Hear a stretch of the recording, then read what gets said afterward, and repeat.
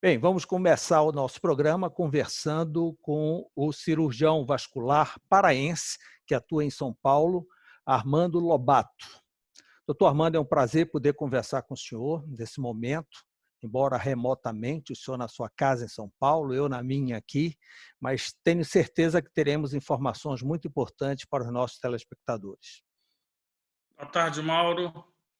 É um prazer estar falando com você novamente. Apesar de ser um momento difícil para todos nós, brasileiros, na verdade, nós estamos vendo um aumento da mortalidade que está ocorrendo no Brasil em virtude desta pandemia. Então, o foco hoje em dia é a pandemia. Nós estamos observando que você está fazendo essa entrevista da sua casa e eu da minha, aqui em São Paulo. Isso. E estou aqui disposto a prestar alguns esclarecimentos que os seus, a sua população que o assiste, o programa muito visto em Belém do Pará e no próprio Pará, que possa servir para ajudá-los. Doutor Armando, a sua especialidade se tornou extremamente importante agora no Covid pelas últimas informações. Existem especialistas que dizem que antes de entubar, deveria ver os trombos nas artérias. Tem casos aí que houve autópsia na Itália em que descobriram o coração dilacerado, as veias todas romperam. Então, acaba sendo uma agressão mais vascular do que pulmonar? Mauro, na verdade, o que está se vendo é que o Covid não é uma doença para uma área só. Inicialmente achou-se que seria uma doença infecciosa. Então chamavam-se os infectologistas. Depois observaram que tinham várias graves alterações pulmonares. Aí associaram-se aos pneumologistas. E observaram-se agora que há também comprometimento vascular. Não é raro, infelizmente, já pegamos casos, inclusive de colegas médicas, com a trombose nas artérias dos braços, das pernas, e que pouco pode ser feito, uma vez que o paciente, quando é acometido desta doença, muitas vezes ele ficou em casa por mais tempo, que é o recomendado, e quando ele já chega numa fase extremamente avançada. Isso é outro ponto muito negativo. E também agora, Mauro, constatou-se lesões cerebrais gravíssimas, com o cérebro sendo praticamente triturado pelo Covid. Então, o que observamos é que essa é uma doença multiórgão, não é focada apenas no pulmão ou nas artérias, ele vai em todo, até na coluna já foi constatado a presença do Covid. Sim, e quais as providências a partir dessas constatações com referência à vascularização? Mauro, eu acho que o ponto importante é nós temos a sorologia. Eu acho que nós precisamos ter conhecimento que em torno de 30% da população tem a infecção assintomática, completamente assintomática. Eu vou te dar um exemplo. Eu tive o Covid assintomático. Eu fiz a testagem, fiz a sorologia. Hoje eu tenho uma IgG alta, uma IgM baixa, e foi, obviamente, que eu sou médico, eu operei pacientes graves nesse período, eu achava que poderia ter tido uma contaminação. E eu fiz a testagem e deu positivo, IgG, ou seja, já tenho anticorpos quanto à doença. Então, o primeiro ponto é nós fazermos uma sorologia em massa. Quem puder fazer, ou faça. Por que é importante isso? Porque se você for assintomático ou oligosintomático, significa o quê? Que você tem poucos sintomas. E você constatar que está positivo, você tem que se afastar, principalmente das pessoas de mais alto risco. Então, acho que o primeiro ponto é evitar essa contaminação. Porque quando nós falamos de fazer isolamento, para você, para mim, nós temos a nossa casa. Agora, para pessoas mais humildes, que moram num cômodo com 2, 3, 4 famílias, isso é muito difícil você conseguir esse isolamento. Então, daí a testagem pelo governo seria o ideal. Testar o máximo de pessoas E aí você teria que ter, não adianta só testar, você tem que, essas pessoas, as pessoas mais humildes, elas teriam que ter um espaço para elas ficarem. O governo fornecer um espaço para essas pessoas que estão testadas positivas e ficar em quarentena, em torno de 14 dias afastada do seu trabalho. Então, esse é o primeiro ponto, é testagem em massa. Parece que o governo está focando neste momento. Faltam testes para comprar no mundo. Isso aí. Exatamente isso. Então, esse é o primeiro ponto. Quem fez isso? Quem fez isso foi a Alemanha, quem fez isso foi a Coreia do Sul. Né? E você viu que obtiveram ótimos resultados, porque aí você isola exatamente as pessoas que estão mais contaminadas. A testagem em massa, pessoal, não significa que vai testar todo mundo. Significa que vão testar, que nem a análise estatística de uma eleição. Então, você faz uma análise estatística de qual a população que deverá testar. Então, esse é o primeiro ponto. O segundo ponto é, se você está com o início dos sintomas, na fase inicial dos sintomas, você obrigatoriamente tem que procurar o seu médico. Seja ele um clínico, seja ele um infectologista, seja ele um pneumologista. Imediato. Obviamente que você já fez com isto a dosagem, como é o básico, você tem que fazer isso daqui. E vamos discutir sobre se você usa ou não cloroquina, que é uma grande discussão. Não há dados, Mauro, não há dados científicos comprovando a ação da cloroquina. E hoje mesmo a CNN internacional mostra que alguns antivirais que estão sendo utilizados e testados mostraram que a diferença é muito pequena para quem usa os antivirais e quem não usa os antivirais. Não houve diferença estatística. Obviamente que são trabalhos iniciais, estão numa fase aguda, é difícil de você ter uma variação maior, mas parece até os antivirais a diferença é muito pequena. Bem, do ponto de vista vascular, que seria mais a minha área, o que nós temos que fazer? Estão falando muito no Clexane. Exatamente isto. O que nós temos que fazer? Se o paciente está já sintomático, você tem que iniciar a dosagem do heparina não fracionada. Então, você entra imediatamente com Clexane. Neste paciente, são injeções que se fazem no subcutâneo. Essas injeções, se a pessoa está numa fase inicial, você faz uma vez ao dia. Se a pessoa já está sintomática, com falta de ar, ou seja, de início não está entubado, você entra com já uma dosagem de 2 vezes ao dia. E se o paciente entra numa fase de falência respiratória, ou seja, ele tem uma grande probabilidade de evoluir para trombose e outros vasos, você tem que trocar agora para uma heparina endovenosa. É feita na veia, não mais subcutânea. A própria heparina é que mostra-se o melhor resultado. Mas o ideal é mesmo você evitar essa última etapa e começar imediatamente com o Clexane subcutâneo. Então, agora vai ser a nova corrida nas farmácias, né? Já passou a época da cloroquina e agora vem um Clexane. Você acha que ficará por aí? A própria cloroquina e o Clexane, ele não é isento de complicações. É isso que nos deixa muito preocupados. O Clexane ele pode causar hemorragias. Por exemplo, se você toma Clexane e não sabe que tem um aneurisma cerebral, você pode ter um sangramento cerebral e um derrame cerebral.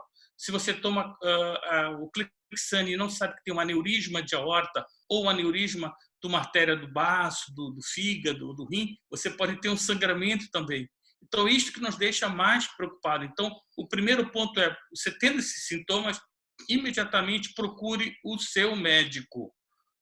E aí ele vai passar a dosagem, porque tudo tem que pesar risco-benefício. Se você tem um aneurisma cerebral, obviamente que você não vai entrar isso de imediato se o paciente é oligosintomático, porque o risco de ele ter um sangramento cerebral vai ser muito maior. Aumentaram muito os AVCs, principalmente em jovens? Sim, sim. Porque, por causa disso, o aneurisma cerebral é uma doença congênita, você já nasce com ele. Ele vai crescendo, mas você já nasce. Então, jovens que vão se automedicar com Clexane, eles podem ter um risco maior de sangramento. Então, eu não recomendo a automedicação, em hipótese alguma. Não tomem nem a cloroquina, nem o Clexane por conta própria, porque você se tiver uma doença que não está sabendo, você tem um risco de ter um sangramento e ser fatal, ou então você tem um derrame. Com essa descoberta da trombose, aumentou a demanda, a procura pelo cirurgião vascular, no seu caso? Mauro, esse é um dado que está ocorrendo mundialmente, que é um outro que nós temos que chamar a atenção muito à população. Eu acho que isso tem tudo a ver no seu programa. As pessoas estão com medo de ir aos hospitais.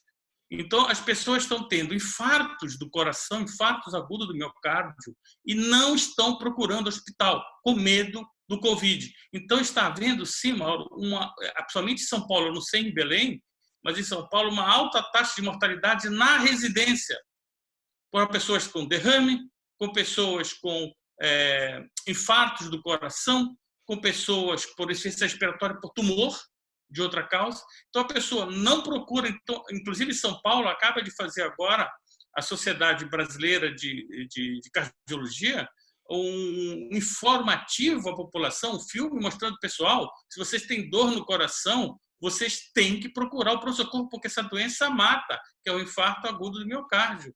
A parte vascular, nós falamos isso, você está com uma falta de circulação na perna, você tem que correr ao hospital, porque você pode perder sua perna se você ficar em casa achando que é uma cãibra, se você achar que isto não é nada grave, que o risco maior será você ir ao Covid, né? Lembrando que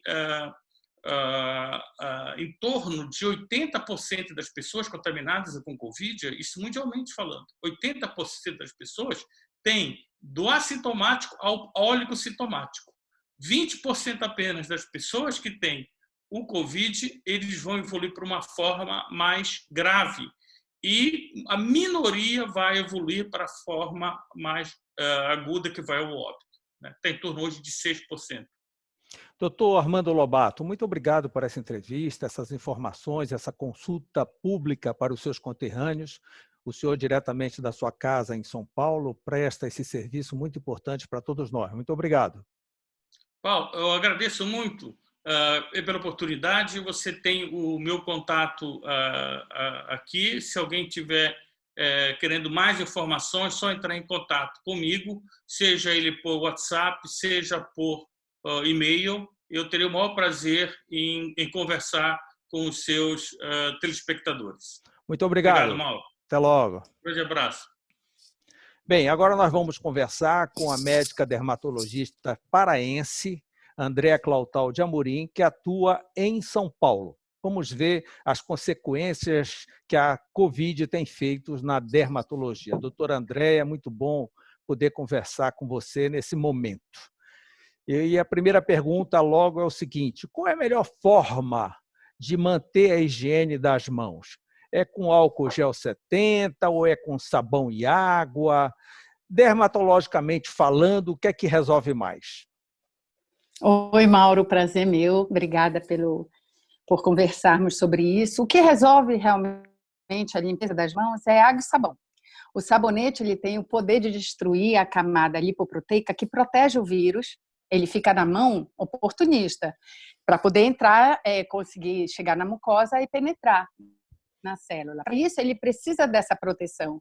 E é o sabão que digere. O sabão e água destrói e aí a água leva o vírus. Então, o álcool é importante. O álcool só se não tiver a água e o sabão, né? Isso. Se não tiver a água e o sabão, limpar por 20 segundos, que ensinam bem, né? Para limpar até o cotovelo, limpar bem a unha, evitar joia, evitar anel, relógio. E ele é melhor, sim. O álcool é ótimo. O álcool 70, ele é bactericida, tá? Mas, se você puder lavar a mão com água e sabão, muito melhor. E tem gente que já se passa álcool até no rosto, né? Imagina isso para uma dermatologia. Para uma dermato, porque resseca. Resseca bem, porque a ação bactericida dele, do álcool 70, é justamente por isso. Os 30% de água fazem com que o álcool entre na célula e resseque e destrua a célula. Isso também acontece em outro âmbito, na pele. Por isso que álcool em gel, as pessoas ficam com a mão, com a pele da mão, pele do rosto muito ressecada. Tem que hidratar. Então, a hidratação aí é fator primordial nesta hora, não? Primordial. Inclusive, em profissionais de saúde que estão usando muita máscara, muito protetor, aquelas máscaras que são importantes, Nós N95 todos que agora estamos protege. usando máscara e fica tudo Então, complicado. marca, resseca, fere, e a gente tem que usar hidratantes, hidratantes de vitamina E, ácido hialurônico, vários tipos, ceramidas, para poder hidratar. Porque um dia usando, um tempinho usando é uma coisa, mas usar praticamente o tempo todo, todos os dias, é outra situação. Doutor Entendeu? Então André, tem que realmente lavar, hidratar a mão, usar álcool gel. o que é que a senhora me diz sobre barba e cabelos compridos? Barba e cabelos compridos são depositários do vírus, né? Então, qual é a melhor conduta? Se você não quer tirar a barba, você não precisa tirar a barba. É melhor apará-la bem e lavar, mantê-la limpa. Limpar bem com água e sabonete. Tá? Para profissional de saúde, talvez seja mais legal, por causa de máscara, de uso diário, retirar, mas não é preciso retirar, contanto que ela fique limpa. E cabelo? Cabelo também é um depósito, né? É importante agora cortar e prender o tempo todo, mas para profissionais de saúde e quem trabalha dentro de hospital. Em casa é manter limpo, é manter hidratado, fazer hidratação, é cuidar do seu cabelo como sempre você cuidou, só que em uma situação diferente. Eu vou sair, eu preciso ir no supermercado. Quer prender? Prenda. Agora, botar touca, isso é uma decisão, porque ele não vai causar problema. Oi? A senhora falou há pouco de anel, relógio, isso não é recomendável, não só para os profissionais Não. de saúde, para ninguém no momento, né? Então, unha postiça, unha grande, essas coisas, nem pensar. Nem pensar, porque a dificuldade de limpar entre a unha e a dobra ungueal é difícil, o gel que coloca, a cola que coloca, tudo isso pode fazer uma superfície irregular onde o vírus se deposita. E aí nós colocamos no nosso rosto 23 vezes a mão, isso é um estudo, 23 vezes ou mais por hora no rosto, e sem perceber. Você não se apercebe que está fazendo isso. Então, o vírus fica lá naquelas entranhas, ele é resistente, ele está protegido. Um minutinho que você coce o olho, que você mexa na boca, no rosto, é uma porta de entrada, né? Como nós estamos conhecendo... Diga. Quem está fazendo tratamento de acne grave no momento, tem que parar? Não. Se ele estiver fazendo o tratamento de acne, por exemplo, com a isotretinoína ou outros antibióticos, ele precisa manter o tratamento dele. Porque se ele não tiver, nós não sabemos quanto tempo esse isolamento, essa parada, essa pandemia vai demorar. Se nós pararmos no meio do caminho o tratamento, a gente pode ter uma recidiva da doença anterior, da acne grave. E muitas vezes isso, quando a gente vai reintroduzir a medicação, a gente pode não ter uma excelente resposta. Agora é assim, tem que acompanhar, o médico que passou os medicamentos está acompanhando o paciente, e se ele adquirir a doença, se ele desenvolver a doença, aí tem que conversar, por causa da ação de todas essas medicações serem no fígado, excreção renal, excreção intestinal, tem que ter toda uma conversa, porque nós estamos aprendendo com esse vírus, né? Hanseníase, por exemplo, é muito comum na região, tem que acabar com o tratamento? Não, o protocolo tem que continuar, a SBD já orientou até sobre isso, que nós temos que manter o protocolo. E por quê? Uma das coisas que o vírus fica resistente é a gente parar a medicação, às vezes o paciente para, aí ele dá um tempo, aí ele volta. Isso faz com que o bacilo fique muito resistente. E vai ter que ser, o dia que tiver um paciente que esteja fazendo tratamento de hanseníase e adquira Covid, dependendo da evolução, vai ter que ter uma conversa muito grande entre dermato, entre clínico geral, intensivista, porque, na verdade, ele vai ter dois micro-organismos nele, né? E se o bacilo da Hanse pegar força, ele também é destruidor. Então, é uma coisa que a gente tem que combinar, a gente tem que aprender. Eu ainda não tive nenhum relato, não conheci ainda, não achei nenhum relato sobre isso, mas a gente vai ter que saber como lidar com essa situação, de ter que usar as drogas antirrancênicas e usar as drogas que estão sendo utilizadas para o Covid.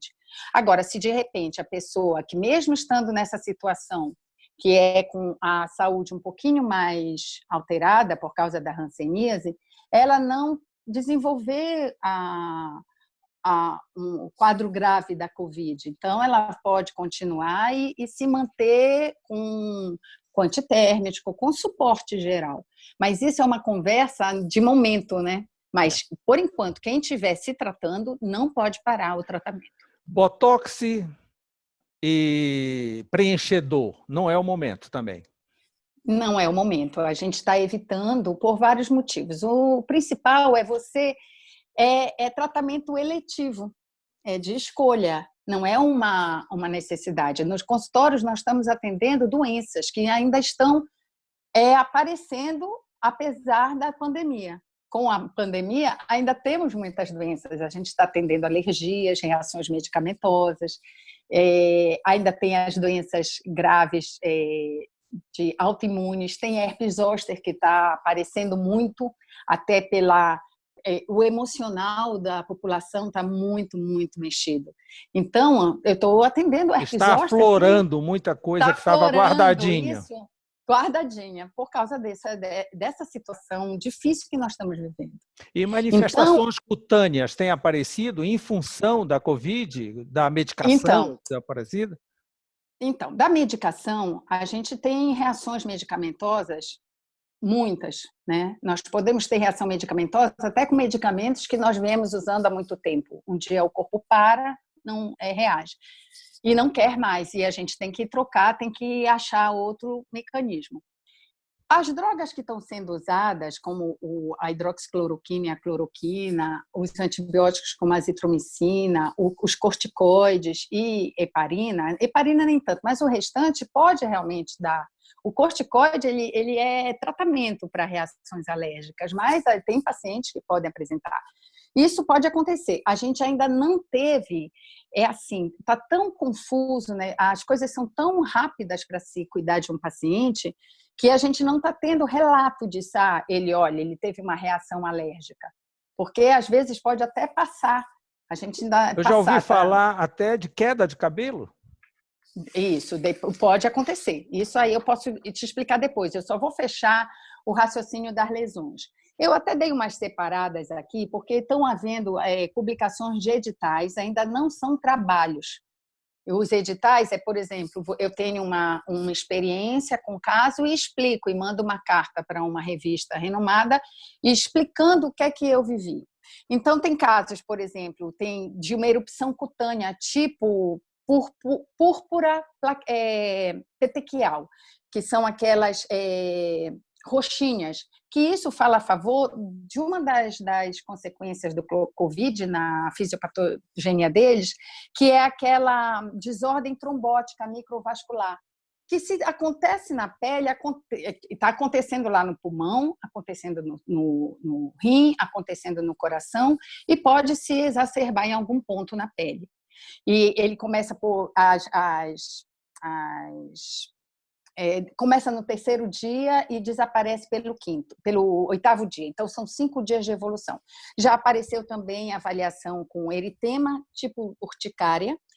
Apareceu um caso que tinha lesão tipo varicela, era varicela-like.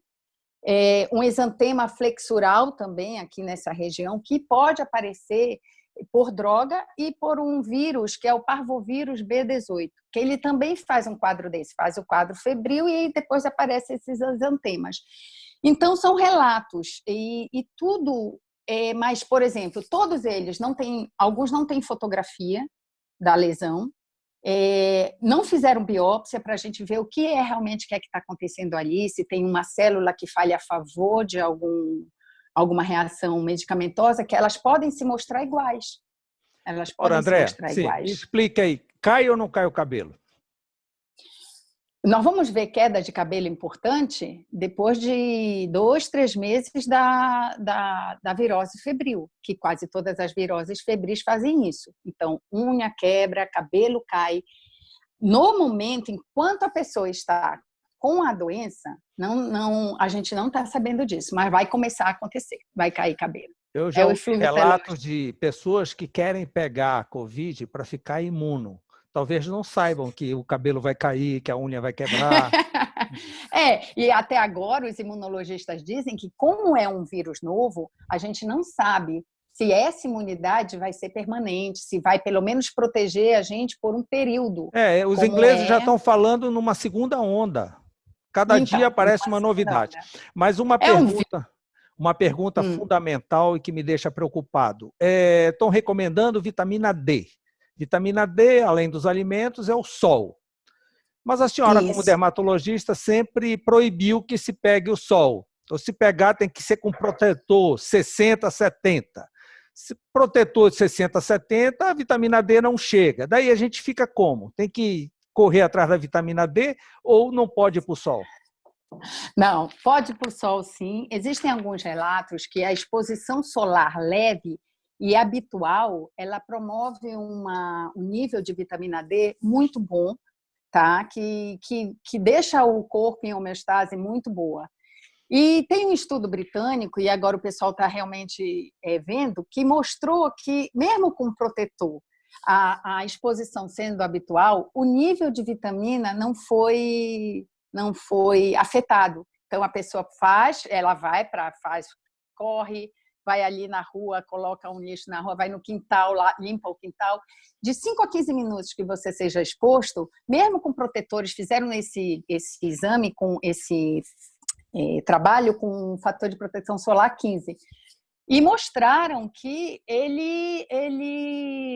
eles fazem a viragem da vitamina D. Então, não tem queda não tem queda do nível de vitamina D. O importante para a gente são as doenças que a gente trata que sejam, que não podem ser mesmo expostas ao sol, que é a erupção polimorfa à luz, lúpus, dermatomiosite. São essas doenças que a lesão aparece pela exposição solar. Fora isso, a senhora recomenda um solzinho de vez em quando, sem exagero. Isso. Se é o rosto que incomoda, que vai manchar, vai ter alguma coisa, tem que usar protetor com chapéu, porque vai dar certo. Já está se provando isso, né? E a vitamina entra pelo braço, pelas mãos, não precisa entrar pelo rosto. Não. Doutora Andréa Clotalde Amorim, muito obrigado por essa entrevista, muito obrigado por essas informações, essa consulta pública. Cuide-se e obrigado. Obrigada pela atenção e cuidem-se, tá? Usem máscara e lavem as mãos.